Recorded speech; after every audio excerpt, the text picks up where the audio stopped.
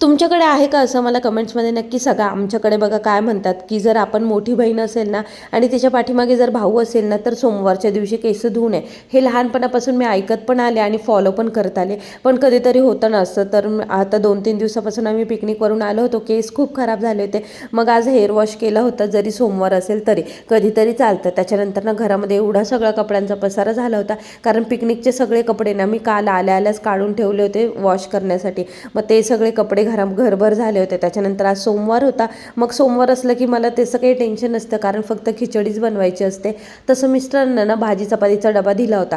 तेलामध्ये ना मिरची टाकून घेतली, त्याच्यानंतर ना असे बटाटे टाकून घेतले. असे तेलामध्ये तळलेले बटाटे ना माझ्या मुलांना खिचडीमध्ये खूप आवडतात. त्याच्यानंतर शेंगदाण्याचा कूट घेतला, तो छान गरम करून घेतला आणि नंतर साबुदाणा टाकला. खूप छान खिचडी होते. अशी खिचडी बनवली. तर आज पाऊस तर खूप पडत होता. मुंबईच्या स्कूलला सुट्टी मिळाली होती, पण इकडे काही सुट्टी नव्हती. चला तर भेटूया नेक्स्ट व्हिडिओमध्ये. तोपर्यंत स्टे ट्यून, बाय आणि डू लाईक शेअर.